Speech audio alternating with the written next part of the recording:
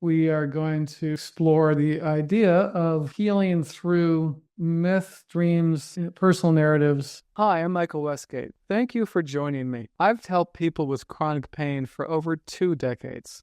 I aim to help you say goodbye to pain and hello to a fully lived life. Healing through myth, dreams, personal narratives. This is a subject that's been very interesting to me for many years, and partly because it doesn't fit very well with certain people. So certain scientists don't think this is a valid way of looking at things because you can't examine it through logic fully. It doesn't lend itself to being attended to in that way. I'll show you. I think it's a very valid tool. It's an avenue into understanding and interacting with the subconscious and the elements within us that tend to generate chronic pain and other problems that are due to certain shocks that we've experienced in the past. So I think it's a very valuable healing tool. And of course, I'm not the only one that thinks that, obviously, because the people that I've studied that do believe in this include practitioners like Dr. Peter Levine, who I've been doing a lot of videos based on his work for probably the last 3 or 4 months, because I think so highly of him. And he does talk about how healing is a hero's journey, that he also believes that trauma, oddly, is often a doorway to profound personal transformation and insight, which I think is right. And it's really nice to hear someone say that, because when you're stuck in it, it doesn't feel that way at all. It feels like just torture. So that's what we're going to explore today. And I'm, hope to give you a context that helps you utilize this knowledge in your journey, your personal journey, and to make it richer, hopefully, speed up things for you. Also give you some context to understand how it works, how can the mechanisms of existence, of consciousness, how they're structured. Because I do believe that when you understand that, it's easier to relate to what's happening to you and easier to create positive change. What we're going to do now is we're going to do another sort of meditative journey. And I'm borrowing this from Dr. Levine's book called Healing Trauma, which I highly recommend. It's not very long. It also comes in audiobook form, which I find very useful. And it's quite helpful tool. It has a lot of tools in it, a lot of practices that you can utilize. So this is story time. We're going to start with a story. And what I want you to do while I tell the story is try to pay attention to how your body responds to the story. And I'm going to do my best to cue those sorts of body sensations by the way I tell it. We'll see how I do, but that's the goal. And then we're going to talk about what that shows us in terms of how it relates to myth, dreams, and personal narrative, and see how that can be helpful. So I just want to imagine this is you. So the story is really about you. So just imagine it's your birthday, and it's getting kind of closer to the afternoon, and you have the day off, and you're feeling a little down because it's your birthday and no one, you didn't make any plans, but neither did anyone else. So you're kind of feeling a bit lonely and down. You're like, okay, well, what should I do about that? What should I do for myself? You come up with this idea. Maybe I'll go to the movies. There's a movie that's playing that I really like. That'll be something. So you're like, all right, so let's take a look at, look up the times, and here we go. Okay, I've got about an hour to get there. That's about right. And you start getting ready to go, but then you realize, like, where's my wallet? It's not where it usually is. So you start, okay, where could it be? Well, I know a few places I'll check. So you're going to check the usual places that you put it carefully. You're still all right, but you're okay. It's not anywhere I usually leave it. What's going on here? You're starting to get a little anxious. Where could it be? And, time's ticking. And you're like, okay, now this isn't a very good birthday. I'm really wanted to do something fun. And now I don't even know where my wallet is. And that's worrying me. And then your phone rings. You answer it, and it's your friend Susan. And Susan says, well, I want to let you know that you left your wallet in my house. And you're like, oh my God, phew. Oh, yeah, that's a relief. Okay, I don't have to think about replacing all those credit cards and everything else. Oh my God. So, and you say to her, oh, it's just so relieved. Thank you for letting me know. I really appreciate that. Ooh, okay. So you get dressed, kind of, you go to get in your car, drive over to Susan's house. You're feeling a bit better. You're like, oh, okay, well, at least it's not a disaster on my birthday. And, it's getting a little bit dark. So you go up to her front door, and there's no lights on, and the whole house is dark. You're like, what's going on? I just talked to her. Oh, so you knock on the door, no answer. You're like, oh, come on. I mean, now you're not feeling so great, right? You're like, okay, what the hell? I mean, I just called her. She said she'd be here. Where could she be?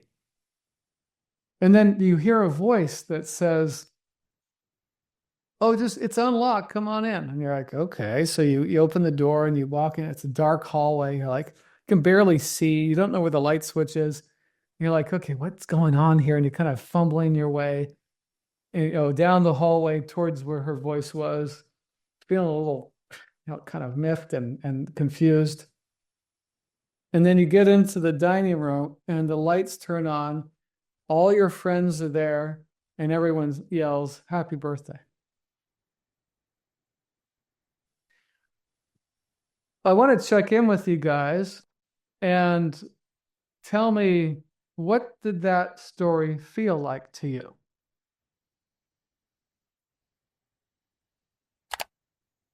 Anyone that wants to share, what was your sense of that story?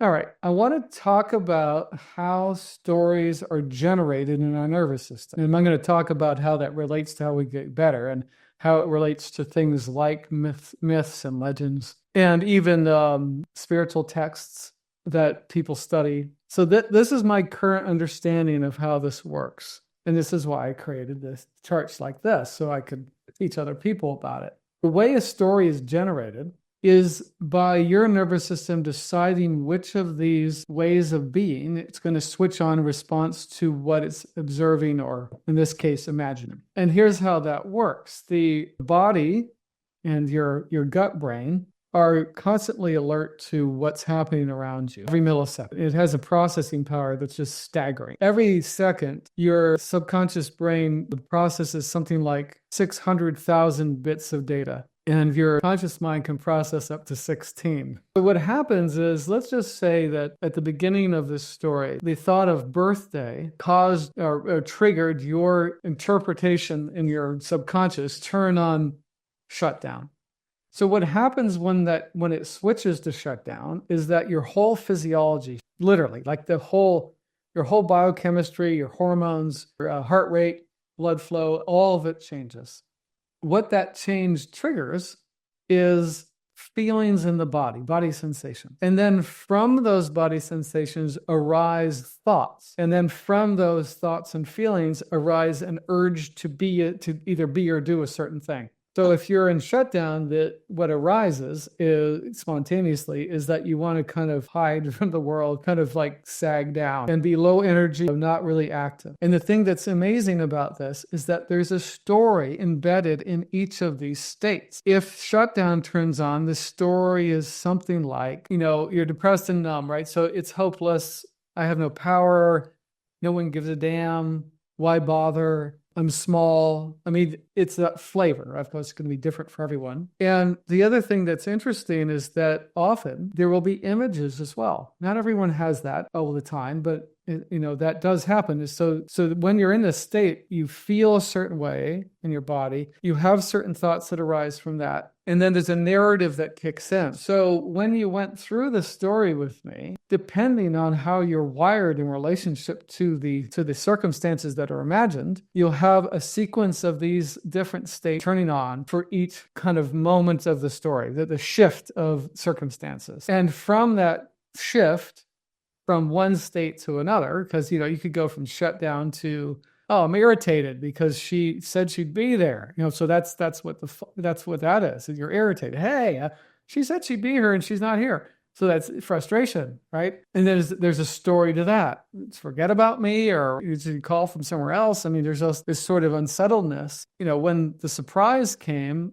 it depends on the person, right? It could be social engagement or play, or it could be somewhere here where you're not sure that, you're kind of uneasy, but you're mostly safe, but you're kind of overwhelmed. Then what happens from that sequence of states turning on in relationship to what you've experienced, there's a narrative, right? So you have basically in the nervous system, you say, it was my birthday and I was depressed. I decided to do something that might help me feel better. I was kind of better now. I was kind of in between, not upset and better. And then I found that my wallet was missing and I went down to freeze. I felt helpless and confused or frozen, it depends on the person, right? Or it could be angry, right? You could say, where's my damn wallet? And then, your friend calls and maybe you're over here in social engagement, actually. You're like, oh, there's a friend and they have my wallet. That's great. And then when you drive over there and she's not there, you're back to anger again. And then you're going down the hallway where it's kind of scary and maybe you're almost ready to run out the door because it's too weird. And then surprise, and maybe if you freeze at first, you're like, what? And then, once you settle in, you're into play or something like that. And that's what generates the story, is the body sensation interpretations of what you're experiencing. And then your subconscious actually creates a narrative from that. And then it records it in your memory. Now, here's the real clincher though. If a story ends poorly, right? So this one ended fine, right? There's a problem because the subconscious doesn't like stories that end poorly, because it means that there was a circumstance that you couldn't figure out how to navigate properly, meaning that it turned out okay in some way. And that is marked as territory unsolved or monster unconquered is basically what it ends up being. What's the solution? Well, we're going to talk about that right now. And I'm going to go through a little more detail about how this is structured in our nervous systems. But that's the basic gist of how stories are generated. If you want to study Carl Jung, then you'll find out that these archetypes, which are sort of interpretive relation parts of ourselves that the subconscious interprets and forms into certain images and dynamics. What they represent is aspects of our psychology in relationship to our journey through life, right? So, and these repeat throughout cultures, throughout legends. It's very consistent. And of course, the thing that I want to talk about today and I want us to work on is we want to know what myth you're living. Because one of the things that Carl Jung talked about is all of us are living a myth, meaning we're playing out a story. And what you want to know is, am I living a hero's journey or am I living a tragedy? Now, there's more categories than that, but these are the two basic ones. And all of us at some point of our lives, especially if you have traumatic issues, you have lived out of a tragedy. But what we want to do is we want to convert that mode of being into the hero's journey. And I'm not going to go into graphic detail about the hero's journey because we could spend a whole weekend on that. Or a semester for that matter. But what I want to explain is that what the hero's journey is a pattern of transformation. It's a rhythm, so to speak. It's a way of being that leads to personal transformation where you overcome obstacles and become stronger because of it. And it's something that you keep repeating. It's not something you do once and you're, oh, that's good. Okay, I'm a hero now. It's a way of being where you continually engage with your life with the challenges of your life, because all of us have them, and they're never going to stop, by the way. It's like, there's no one that says, oh yeah, I got to a certain point, no more challenges. Ha, great. It doesn't work like that. But especially if you're struggling with chronic issues, you want to live a hero's journey, because if you're not, the tragedy that's not really the story you want to live because it doesn't end well, right? By very definition. I'm going to talk about some of the theory, and then we're going to do some writing exercises. As I mentioned before, you might wonder, why would myths and dreams be helpful? Why can't we just figure this out logically? And the reason why we can't do that is because we have two different modes of attending to the world. And this material is from Ian McGilchrist, one of my new heroes. He's a brain researcher, and he spent 35 years studying the brain function as it relates to brain damage. So he was a psychiatrist, and what he studied is what happens when the brain is damaged to your psychology. And from that work, he discovered that our whole idea about brain regions was completely off base and absolutely wrong in how it was presented. And he rewrote that science. And what he explains is that we have two ways of attending to the world that either make the left brain dominant or the right brain dominant in terms of leading the charge, so to speak. And what he explains is that the left brain's function is to examine, categorize, obtain, control, manipulate things. And that's a very useful thing, because we need to do that to survive. But we also need the right brain, which is able to intuitively sense. It actually is able to understand interconnectedness and relationships between things. And it more senses than anything else. It doesn't examine exactly. It just observes. It's what happens when people meditate for 10,000 hours. There's a lot stronger activation, and many other things, by the way, of the right brain dominance. And so what he explains is that if you want to get in touch with what he calls enchantment and wonder and the divine, you cannot do it with your left brain, because the very act of turning on the left brain makes it so you can't perceive those things at all. And when you're in your right brain, you actually are aware of both the mode of being that you're in and the potential of the left brain, what it does. But the left brain is only aware of itself, of its mode only. So it's very narrow and it's focused. And it's very ignorant of what it doesn't know. And it's very arrogant about what it thinks it knows.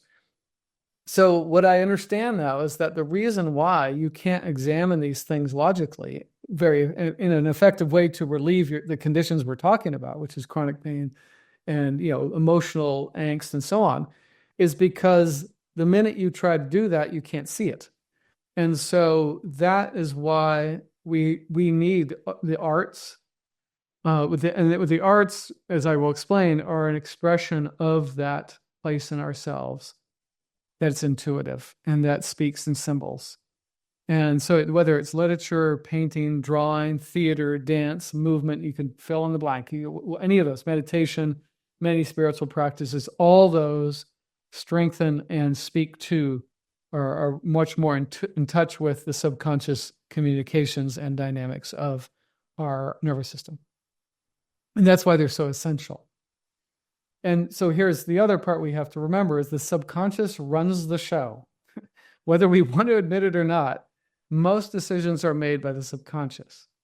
And as we just went through, is it communicates through body sensations that lead to feelings, that lead to thoughts and images. And that leads to orientations of desire. Like I'm mad, so I want to be aggressive. I'm sad, so I want to collapse.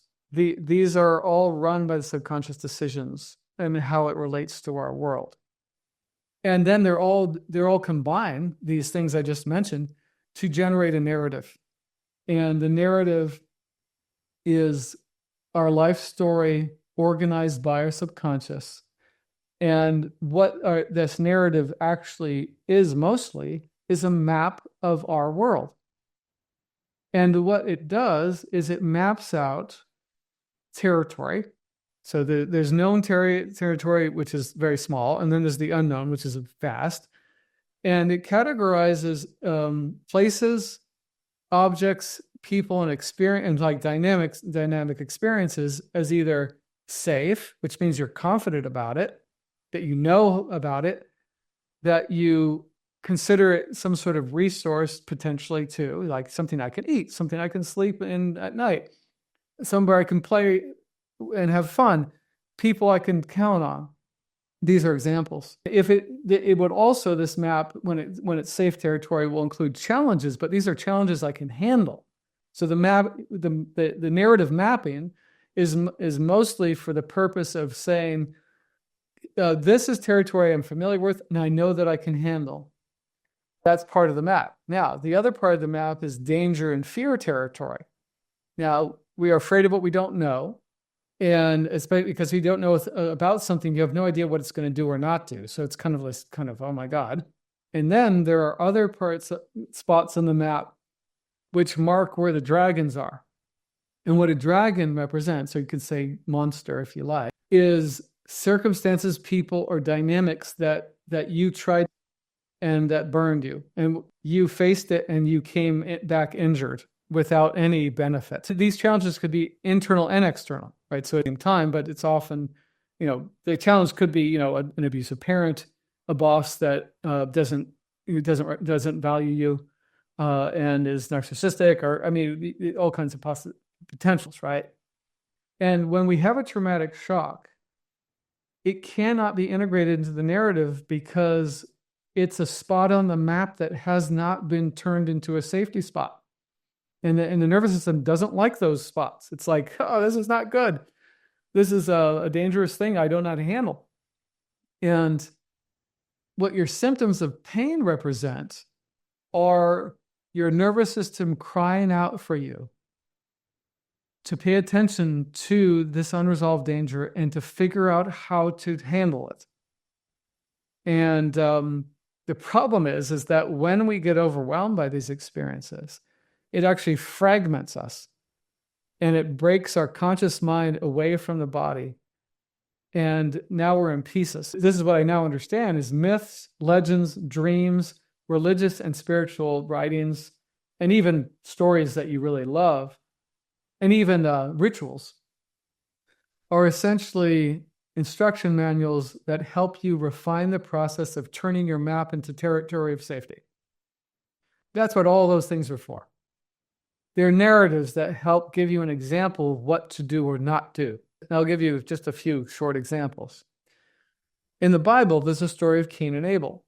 Now, I was not raised in the Catholic tradition, and I did not read the Bible very much until later in life. But I've come to understand what that story actually means. It's quite profound. What it means is that humans have a tendency, this is what the story talks about, that when someone shows you up, in other words, they're a better person than you. So there's Abel, right? He's better than Cain in terms of him generating stuff that pleases God. And so what Cain does is he gets jealous and mad. And who knows whether it's actually a fair assessment, right? It's not really the point. The point is his solution to being less than his brother isn't to buck up and be better, it's to kill him. So basically what that story tells us is don't do that. Like, in other words, if you feel less than, be better. Don't go kill your brother. And that would be no different than reading something similar in a legend or a fairy tale, because they all have that aspect where they're teaching you a lesson, usually a moral lesson, but they also teach you modes of being to help solve specific problems. They also often illustrate the hero's journey, which is a series of modes of being that lead to the ultimate transformation of you into a bigger, stronger person. And one of my favorite stories, more modern versions of this, is Tolkien's work, which like The Hobbit. And The Hobbit is a really, really well-written hero's journey. So you have Bilbo, who is this funny little hobbit creature who has been spoiled his whole life and has never really done anything of significance, which he's proud of. And, this adventure calls him out and he goes on this wild adventure. And the purpose of the adventure was, one, for him to make the world better, but it also proved to himself that he was a person of quality, and that he was more than he thought he was, and that he was a good person. And that's what the story generally talks about. And there is a dragon in there, by the way. Here's the interesting part that I think is fascinating. The structure of mythological stories arises from physiological origins. That's what I just showed you on the self-awareness chart, meaning that the stories are generated within our bodies and then end up as the narratives that we know so well, the fairy tales and so on and so forth. So then knowing that, we can understand that it isn't a trivial thing to use a story as a guide for your life, as long as it's a well-written one that is relevant to your situation. And that, I think that's very individual. So I certainly wouldn't be someone to tell all of you to read the books I like, or to have the other thing is you can actually have heroes that are real people too, because their story, the way in which they deal with life is a narrative that you can adopt and try to put into your life as a way of doing better with what you're trying to do. So these are all different kinds of resources, all these different kinds of stories. And if you're into reading the Bible has tons of those. There's also tons in all kinds of other texts, including Buddhist writings and so on.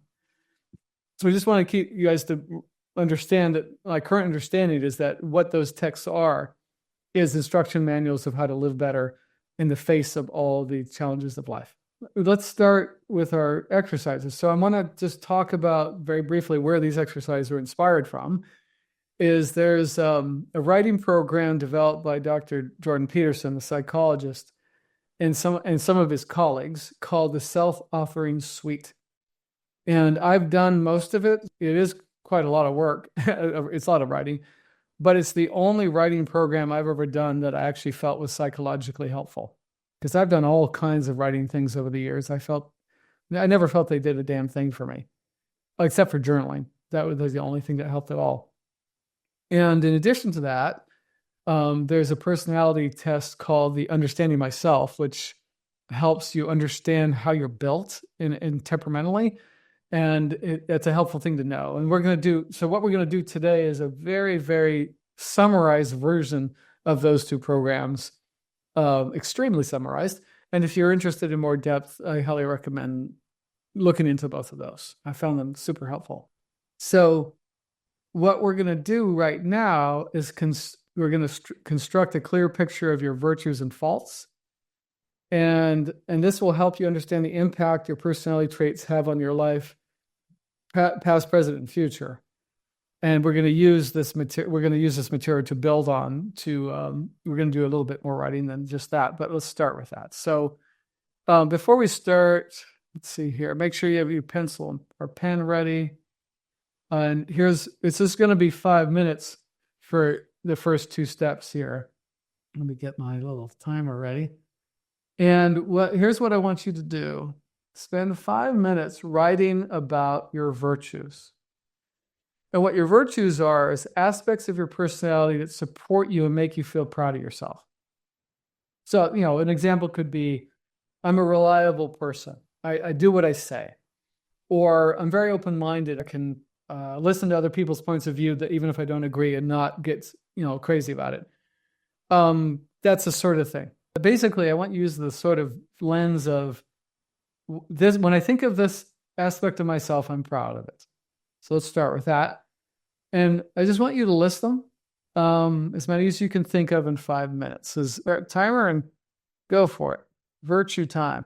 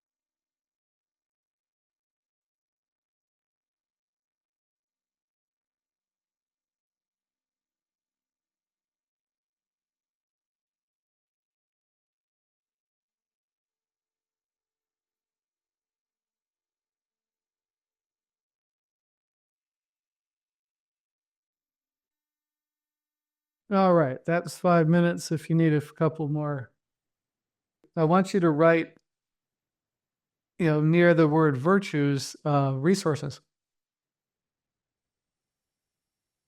Okay. Or you can say strengths too. That would be another word, but resources is a good word. Okay, so the next step, we're going to do 5 minutes. So you're going to list your faults. So what aspects of your personality do you struggle with and that tend to work against your best interests? So faults could be temperamental things. I lose my temper too easily. I can't focus for more than 3 minutes. I chocolate is, I can't stop eating it once I start. I mean, whatever comes to mind, but basically you want to think about, okay, what are the things I do that I feel bad about? Like, I wish I wasn't that way. I wish I was stronger in that way, or I wish I had more strength in that way or not.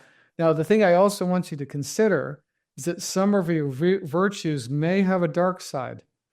And you might want to mention that in this if you see that. So, like someone who's super disciplined like me, that's good, but I have a hard time relaxing. So that's the dark side of that. And certain other things are I'm responsible, but to a fault sometimes. So these are the sort of things to keep in mind. So let's go. We're 5 minutes. So on faults.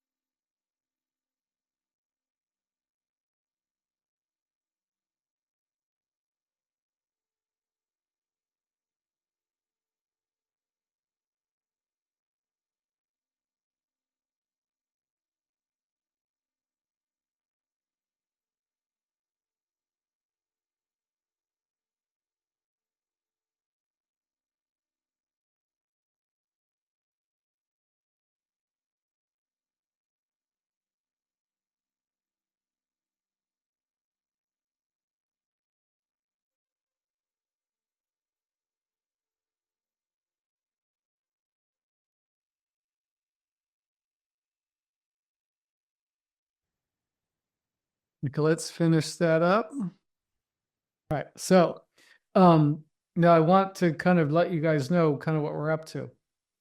So we talked about myths, legends, and stories, right? Well, every hero has strengths and weaknesses, don't they? So that you're a hero, right? That's we want to turn you into heroes if you're not already. So that's actually part of the story that is very intriguing is that there's no such thing as a hero that is invulnerable, that never is ever challenged. That's not the point, right? That's no hero. It's like a god, but even the gods are flawed, right? So that's what we want to get in touch with is what kind of creator am I, right? What environments do I do better in than others? What circumstances are more supportive than others? These are important things to know about yourself realistically, because when we embark on our hero's journey, especially for people that have traumatic shocks in their past, one of the things that we have to understand is the reason why we got burned by the dragons in the past is because we didn't have the resources to overcome them. And if we're overcome in the past, and even in the present, sometimes it happens again. What's required is we need more resources so that when we come up to those dragons again, we can actually have a chance of overcoming them. And I'm going to talk more about that in a minute about what that it means. But and the only way to do that really well is to know how you're built, because you don't really know what okay, what needs work on myself? Well, you don't know if you're not clear about your strengths and weaknesses. You got to be straight up with yourself about it, unflinchingly, hopefully, because that's going to really help you. And so the next step is this is the shadow part of what we're going to write about. So I want you to take about 5 minutes again and see if you can list your top 5 dragons on your life map. So these are situations, people, whatever, where you were burned. It still hurts when you think about it. I'm going to orient you around this is that typically these are things that you don't like thinking about. It even could be about aspects of yourself too, like, things you hate about yourself. That can be a dragon too.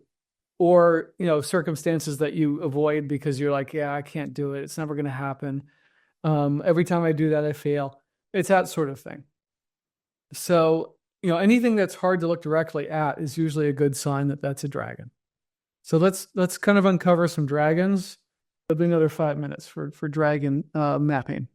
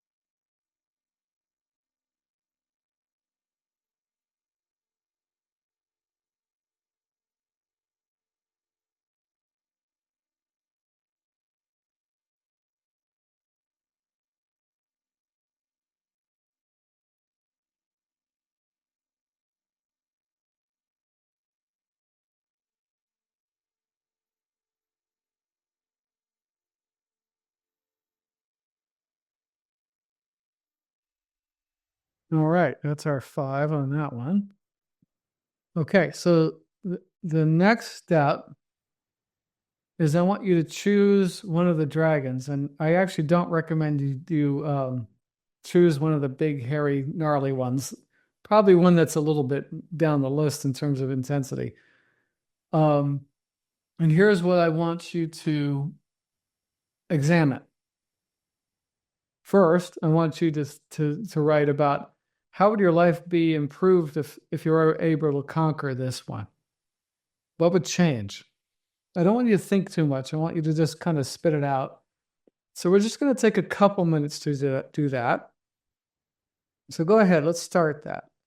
Which one, what would happen if you were able to overcome one of these dragons?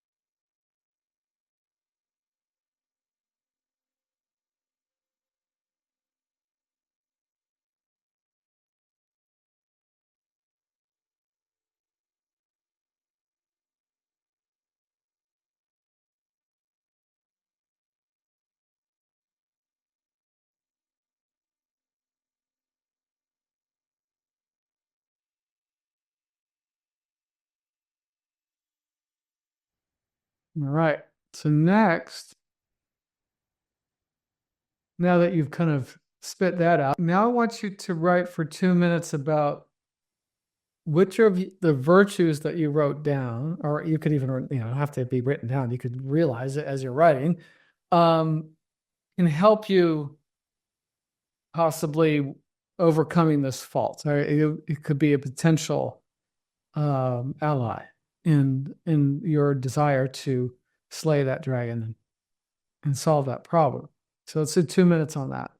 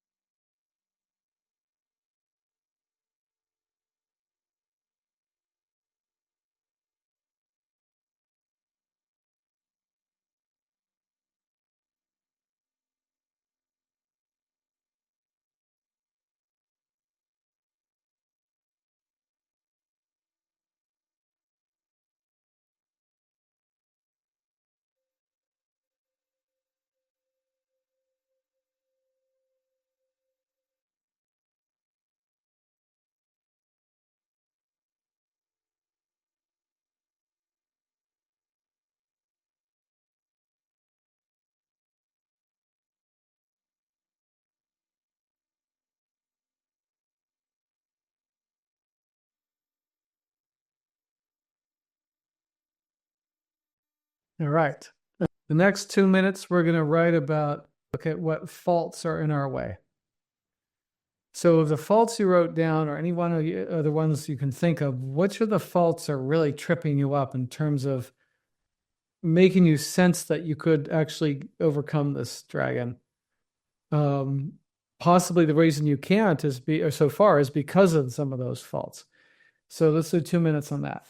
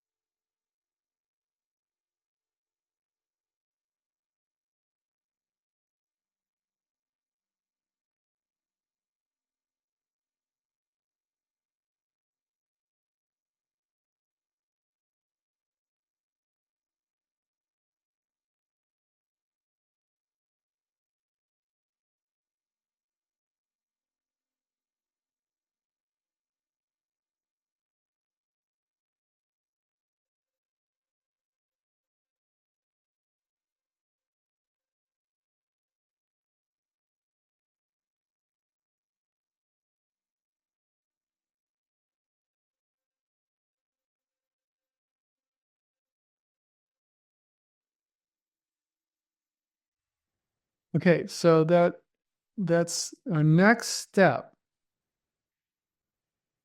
is practices. So I want to frame what a practice is to me in regards to the myth structure that we talked about. So here's how I view practices in regards to the mythological structure. If you think about like the Greek myths, but this is true of all kinds of stories, the hero, because of their virtue, is gifted magical items to help them on their journey from the gods, usually. So we're talking Greek myths. So let's think about Athena. She has a hero, Perseus. So Perseus is trying to get the golden fleece. And she knows that it's going to be a gnarly journey and that it's, very unlikely he'll succeed unless she helps him. So she gives him, a magic shield and a magic sword. And those two things are very helpful in him, of killing Medusa and maybe the Hydra. But here's the thing. No one gets a magic cloak of invisibility or anything else without earning it. So my opinion is that the practices help create a magic item for you on your journey. So, but it's earned. So you don't get it if you don't practice. So in other words, if you do it now and then and only when you feel like, you don't get the magic sword or whatever it is that you need to slay that dragon. But when you actually practice faithfully, my experience is that it gives you strength that helps you overcome. Now, what practice is the magic question? And the answer is no one knows, not even you, until you try. So one of the things that I try to teach people and reinforce is that I recommend that you dedicate yourself to a regular practice time every single day. Well, and there's days you can't. I get that, but the majority of the time you're going to honor it, and that you try out one practice after another until you find ones that help you in regards to maybe even the thing you just wrote down. And you want to ask yourself that very sincere question. What is it that I need to help me slay this dragon? Because you have a lot of options. If you look at the mythological structure, there's mentors. That could be a therapist, could be me. I don't know. I mean, it could be your best friend. It could be your grandmother. It depends on what you're trying to overcome. And one of the things that I did about 10 years, I started about 10 years ago, and it went for 7 years, is I hired a business coach because I was stuck. And I knew I was stuck. I just couldn't get any further. And one of the main things I needed him for was to help me understand money, organize my money, not freak out about my money. And he was like the wise, wizard who met with me every week and helped me learn how to slay the money dragon. And it took about 5 years. And at the end of that 5 years, I was no longer afraid of the money dragon. And I was able to handle the money dragon. I basically, maybe not slay is I actually tamed it. So I was able to face money issues without totally having a spin out spaz attack. But it's only because I actually sought out the right resource. So the practice, so to speak, was finding him and doing what he told me. Right. So that was the quote practice. And it was incredibly effective because he was the perfect person to help me. It was amazing. So that's just one example. Now, practices could be meditation, they could be breath work, they could be ice baths. I don't really care. But here's how you know whether it's helping. You already wrote down a dragon you'd like to overcome. So your practice, if it's effective, will help you deal with the dragon. And that's why it's good, because you're like, okay, I used to panic every time. I mean, for a guy, I need to ask women out because I don't want to be alone my whole life. And it used to be that I, be so panicked that I couldn't talk. Well, what could you do to help that be better? Well, maybe, relationship coach. Maybe you wanted, I don't know, do something super social where you have to talk to lots of people. I mean, I really don't know. Or maybe even meditation would help because it'd make you calmer when you go into the act. I don't really care. But what I do know is that there is a need that your nervous system has, that if it has it, it can face the dragon. And so it's your job to sort that out. I can't tell you that. I don't know. No one does. Until you embark on the journey, and part of the journey is the dedication to the practice, you'll never know what that is. And by the way, my experience is that usually multiple ones. So, Perseus, he had a sword and a shield. I think he had something else too. I forget. Well, he got the Pegasus. I'm not sure how that worked out. But anyway, he got these resources, multiple ones. And one of the things I wanted to share with you guys that I've learned that is very fascinating is that it's my experience that to slay any dragon, you need multiple resources in place in your life and a certain dynamic. It's almost like a constellation of things. I'll just give you an example. One of the times in my life I had a huge breakthrough and was able to slay certain dragons. I had a goal I really wanted. I had a spiritual group that I was involved with that helped me meditate and contemplate spiritual principles. And I had a therapist. And there was some other things too, actually. There was, I was in a familiar situation that was seen, at the time seemed stable. And my diet, I had handled my diet partly because of the therapist sent me to a nutritionist. Anyway, and those constellation of elements is what gave me the strength to confront certain major dragons in my life at that point. I was in my early 20s. And I was shocked later when I wanted to keep confronting dragons, but I couldn't because there was too many of those essential elements were not in place anymore. They'd fallen apart. So that was a shocker. Like I thought, well, I'll just always have this strength. And it's like, no, you don't. That's not how it works. Most of us have to have a certain constellation of resources in place to help us slay the dragons. And the thing that's interesting is that most myths There is mentors. There's a God that favors you. There's companions, right? There's all these different elements that help you on your journey, that I think all of us need, so that, don't think that you can do it on your own. That's a terrible thing to think. It's absolute lie. It's one of the things that I had to understand in my studies and my personal experience, is this whole absolutely worn out trope in the West that you should be able to do it on your own is absolute garbage. It's not true at all. And it's not true at all. I mean, there are moments you have to do that, but that's not true. We all need people. We all need certain resources, and our temperament, this is part of why we wrote about it, will tell you some of that too. That's something to keep in mind. So now what I want you guys to do is just your best guess.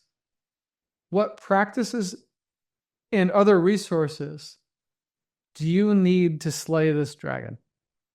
Take a best guess. And let's do, 2-minute real quick. Let's write that out.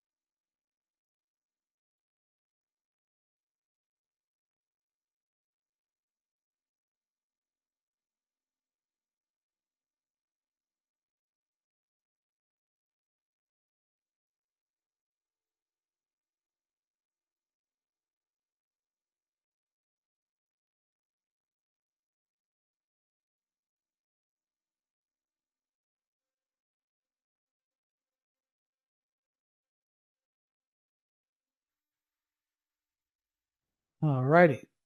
What I want to talk about real quick, and then what I'm going to do is I'm going to talk about some resources that I haven't mentioned. And I want to share how I've used some of those resources in my own journey. One of the things that I want to encourage you guys to understand is that if you have, a dragon that you have not been able to overcome, it can be pretty damn daunting. And sometimes it's just, you can't think it through. You need something different than that, something more embodied. So that's one reason I mentioned the writing programs, but that's a little bit more intellectual, but I do think it's more like what we just did. But there's other things and what that have to do with the arts. So I want to encourage you guys to think about resources that would include the arts. If you're not very artistic, maybe that doesn't work for you. But if you're artistic at all, you consider some sort of artistic expression as a way of sorting this out for yourself, in addition to the writing. So I've done this myself a lot, where I've said, remembering resources and sketching it out on a sketch pad, just a image that reminds me of it, or happy memories, or difficult memories. I mean, all these things I was able to draw out. The other things you can think about is something like scrapbooking, painting. Maybe you want to join a theater troupe and do Shakespeare, or maybe dance. All of those things, or music. That's another, singing, playing an instrument, being in a band where you're singing things very passionately.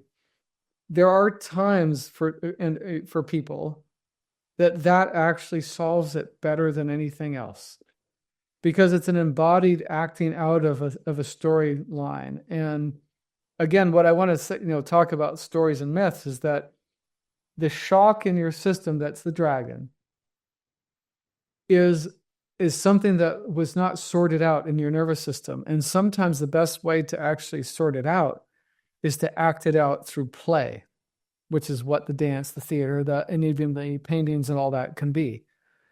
And sometimes that's enough. It depends on what it is, because some things you actually can't go back and do. Like it's internal, like it's this internal pattern of suffering. Excuse me. And so I want to open that up as potential.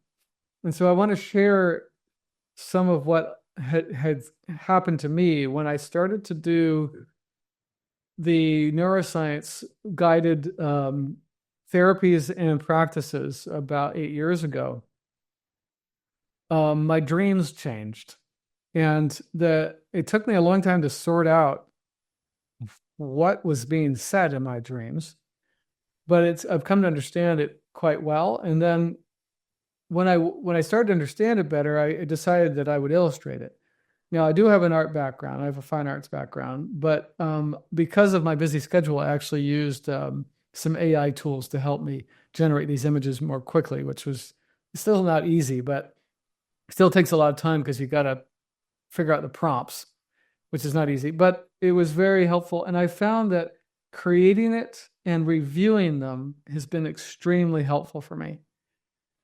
Because when I see the images, it's not just intellectual, it's actually body oriented and very profound.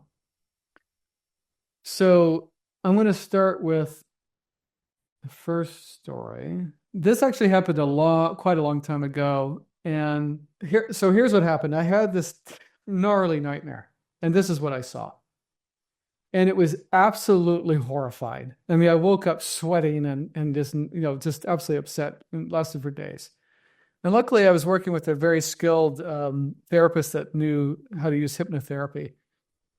So basically, I saw this gnarly thing. I was up in a dark attic. It was very kind of misty, and this thing kind of arose out of the floor, or kind of from the entrance, and looked at me, and I was like, Christ, what the hell's this?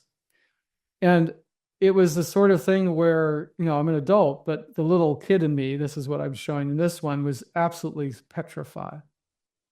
So I brought this to my therapist, and she understood a lot of the symbolism stuff. And she said, this is part of your subconscious trying to get attention. It's trying to be seen and heard. And I was like, oh, I never thought of that.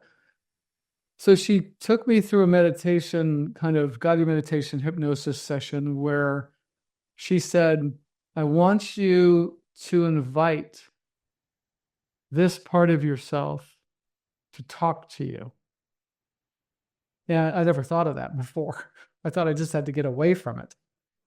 And so it started to shift. So now I'm more curious. You can see that the young child is like, okay, this thing is big and gnarly, but let me just settle down and kind of be with it. That was not easy, by the way, not easy at all. But I was able to calm down and kind of be with it instead of wanting to run from it and make it, run from the monster. But basically what she explained to me, and this is what I know now, is this is my shadow trying to get attention. So this is a part of myself that I've buried, that I've ignored, that I've kind of pushed away because I couldn't face it. It was too much. But because I had the therapist who I really trusted, I had enough resource. I also had my life situation, even though it wasn't perfect, was pretty stable at the time. So I was able to be with it. And she said, I want you to invite this part of yourself into a safe place. And she goes, what would that be for you? And I said, some beautiful garden in a sunny day with lots of flowers and trees and, nice smell in the air. And so that's what I did. I invited the shadow, the monster that the demon or whatever you want to call it, to be with me in a place where I felt at ease. And she encouraged us to have a conversation, which was really wild. And I was surprised how it actually went really well. And I said she goes, why don't you ask it what it wants? And I did. And I said, what do you want? And why are you kind of scaring the hell of me? And, at nighttime. And this part of myself said, I need you to pay attention to me. I need you not to ignore me anymore. I'm part of you, and you, and this is part of what arose from the session, was that I had been so afraid to let the quote, aggressive, monstrous part of me out at all, because I saw my parents be completely out of control in terms of their impulses. And I never wanted to be like them. I wanted to be a responsible person that didn't do those things that harmed themselves and others. What the therapist helped me understand is that it was okay to let this part of me come out more and to start to arise in me. And because I didn't have to be afraid that I would do the same horrible things my parents did. That was basically the message. And so now this process, this next stage happened over quite a number of years. But more and more now, this is the relationship I have with that part of myself, which is, it's still very powerful and kind of scary, but there's respect. And you can see how the figure of the man is not afraid and is not thinking that it has to run. And the demon isn't either angry or afraid of me either. So we're starting to kind of work things out. And I'm able to integrate this more and more. It's still a process. I'm not done, and me creating these images has been extremely therapeutic for me. I don't know if that's the way you guys will do it, but I wanted to give you this example. This next one came quite a bit later, and it was another dream. So this was during the year, 8 years ago, when I went through a massive amount of transformation in 1 year. It was incredible. And so the dream started that I walked by a restaurant I used to work at, and I saw some people I knew. So I was starting to chat with them. And, I felt comfortable and at ease, and it was kind of in a pleasant situation. And then out of the corner of my eye, I noticed there was this incredible chaotic thing unfolding. And all these people were freaking out, and it was very scary. I could feel my body activated. It was like, oh my God, what's going on here? And it was all this craziness down the street. And kind of what emerged from the craziness and the chaos and the just confusion was this kind of blue ball of lightning that was very menacing. So I'm confronting the blue ball. It's extremely anxiety producing. I mean, in the dream, I was really overwhelmed. And again, the sense was, do I run or do I fight it somehow? But then the voice in my head said, no, rise above it, which was very odd. And so I had that sensation that I could rise up. So I did. And I put my hands out like this. I don't know why I knew how to do that. And I rose into the air quickly. And the chaotic ball tried to get me. So it's trying to reach out and get me. And I avoid it because I go high enough. As I go up, I feel better. That's the other thing, is I felt better and better as I rose into the air. And then for some reason, once I got high enough, the whole scene shifted. And here I was in this clear sky, beautiful clouds, just an incredible view, sort of elated feeling of being beyond the chaos. And then, then I realized when I kind of looked at myself that I was in the position of Jesus on the cross, which was kind of, like I said, very surprising because I wasn't raised that way at all. But it felt amazing. As I looked towards the sun, I just had this incredible elated feeling of being glad to be alive, grateful for being, part of existence. And it was a totally transformative moment. And I do believe that was very reflective of what I was going through personally in my transformation. But that arose from my subconscious. And again, creating these images and reviewing them has been very helpful for me to reinforce that transformation that I experienced. Basically, what the dreams are is your subconscious trying to talk to your conscious mind about what it's struggling with. And so if you understand the symbols, then you actually understand what your subconscious is actually trying to tell you, which is part of the problem, right? And I try to teach you guys that in terms of somatic body sensations as it relates to the states on the chart, because that's another way to do it. But the thing that's great about the stories and myths is it speaks to a subconscious part of ourselves that I think is quite powerful. It's also more interesting somehow. It's not dry. It's like it's engaging and intriguing, I think is what I'd say. So, and I think that's important too, because you want to be able to engage in things voluntarily and not think, oh, this is boring or this is tedious.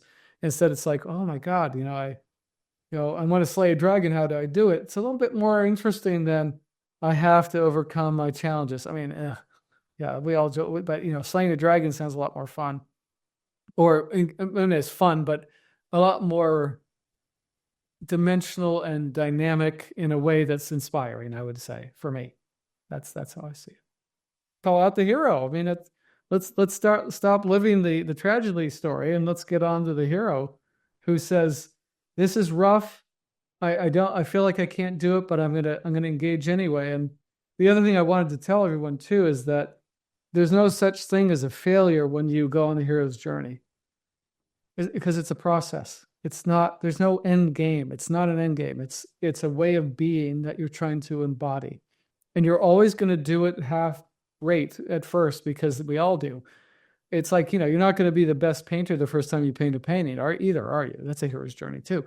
You have to engage continually in it and realize that engaging in itself is healing. That's the hard thing to remember, because we get so burned that we don't want to engage at all. And that's the real failure right there. But of course we don't want to engage because we don't have the resources. So the key is to build your resources, to train for it, so to speak, and to look for resources like my business coach with the financial expertise that can hold your hand and build up your strength in the face of that particular dragon. I mean, there's all kinds of ways to approach it, but that's one of them. Thank you all for participating. And I hope that helps on your journeys. And I hope to actually go into this material more in the future, because I think it's quite amazing. If you found this content helpful, please like and subscribe. You can look forward to more videos about how to overcome chronic illness and chronic pain.